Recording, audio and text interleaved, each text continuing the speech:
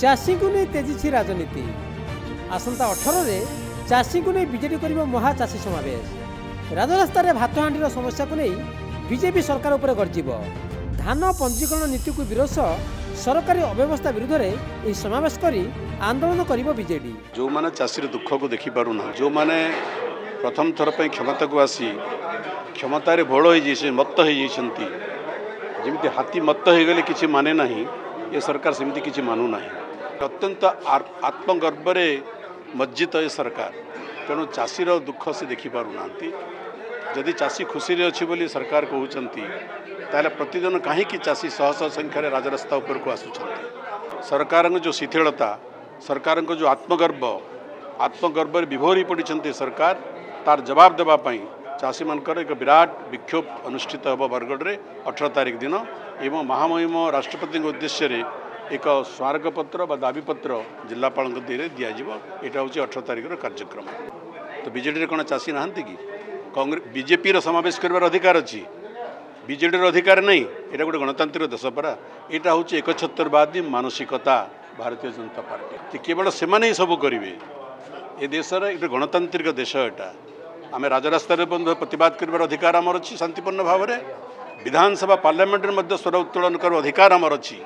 तुम आम कंठरोध करने चाहूच। बीजेडी चाषी समावेश को कटाक्ष कर शासक दल राज्य बीजेपी कृषक मोर्चा सभापति महेश्वर साहू कहते 2015 मसीह बरगढ़ सोहेलार चाषी को 100 टଙ୍କା बोनस देवा घोषणा कर देले नवीन आगुआर जवाब दिंतु नवीन यह चाषी समावेश नुहे यह बीजेडी समावेश ए चाषी आसवे ना यदि चाषी बीजेडी सह था निर्वाचन हारि न था बीजेडी बीजेपी सरकार चाषी सरकार और चाषी समर्पित। मु तो नवीन बाबू को पचारे चाहे तमें आज जो बरगढ़ चाषी समावेश करने चाहूच तमें 2015 मसीह सोहलाटार चाषी समावेश घोषणा कर धान क्विंटाल प्रति 100 टଙ୍କା बोनस दब से 100 टଙ୍କା गला कुआडे तमें 15 ରୁ 9 माने 24 वर्ष इलेक्शन फेस कल चाषी देल ना कहीं आज नवीन बाबू तुम जो विश्वासघातकता करते ओडिशा चाषी मान आमे 50 बीजेडी वाला आज से आतंकित अवस्था कांग्रेस कही चाषी को भुआ बुलाइबारे बीजेडी जो नीति अपनाई बीजेपी से ही रास्तार चली चाषी को लगी उभय कांदुथिबार केवल अभिनय करुछंती। संयुक्त कृषक संगठन कही से कौन राजनैतिक दल को कौन प्रकार समर्थन करेंगे कारण संगठन एक निर्दलीय संगठन। आज practical ground level self declaration रे हवा बोलिकी कहले से सेल्फ डिक्लेरेशन आज पर्यंत प्रैक्टिकली नुहे हुए सेल्फ डिक्लेरेशन नुहे दियन गोटे सरकार के आज मेल जुगर केते समय लागसी जदि ऑर्डर टे करी पठाबार लगी हेले आज तो नुहे करन से माने तार बाहर जेन परिस्थिति 3100 टଙ୍କା जेन दौजन 800 टଙ୍କା आम इनपुट सब्सिडी दौचु बोलुचन माने सेटा कहीकरी सरकार के आइछन से जेन कहीकरी आइछन से आज फंड्स सर्टेज लगी जेन चाषीर टंटीटा मुड़ुचन ए सीधा सड़क बुझी होची जे चाषी मानकर फंड सर्टेज लगी जेन प्रकार ताकू टंटी मुड़वार अवस्था मुड़वार लगी जाऊन मुड़ुचन सेटा दुर्भाग्यजनक कथा। और बीजेडी तो आरंभ करतिला टुकन व्यवस्था बीजेडी आरंभ करतिला टुकन व्यवस्था के चाषी माने विरोध करुचन ई दुही सरकार अधिकार नाइन कारण दुही जन से समय जिते टुकन आरंभ करतिला से समय बीजेडी केन्द्र रे सरकार रे थिला याद राज्य रे उभय डबल इंजिन सरकार अच्छे बोलुचन बीजेडी तांकर बीजेपी सांगे मिसिक 10 वर्ष शासन करिजे ओडिशा रे 25 वर्षर शासन रे आज बीजेपी सब बेले कहे बीजेडी 25 वर्षर शासन बोलिक कहे किंतु भूली जाऊन जे से 25 वर्षर भितर बीजेडी सांगे बीजेपी भी 10 वर्ष शासन करिजे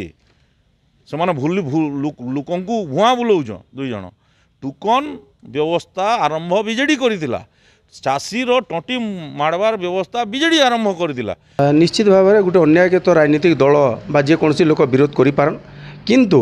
संयुक्त कृषक संगठन निष्पत्ति है जे कौन सी राजनीतिक दल के से सपोर्ट नहीं करन समर्थन नहीं करबार आम मैंने जेनटा देखुचु जदि प्रकृतिर अत्याचार विरुद्ध रे राजनीतिक दल मान स्वर उत्तोलावे ताले निश्चित भाव में सरकार उपर गोटे बड़ चाप पड़सी से अधिकार अच्छे से करिपारन किंतु मोटामोटी जिते आम देखुचु जे जेन प्रकार माने राजनीतिक लाभ नेबार लगी राजनीतिक दल माने प्रोग्राम माने करूच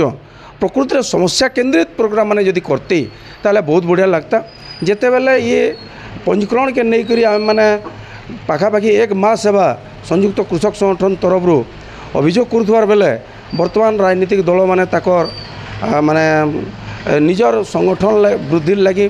बा निजर संगठन के बचवा तार लगी आज कार्यक्रम गुड़िक करुछन जेनटा के नहीं करवार कथा बोलिक आम मैंने भावुँ किंतु कृषक संगठन तरफ आम कौन सी राजनीतिक दल के आमर माने ओपन समर्थन नाइन। आरोप प्रत्यारोप राजनीति भितर 18 तारिख में चाषी को नहीं विजेरी करने जाऊा चाषी समावेश उपर एवं समस्त नजर।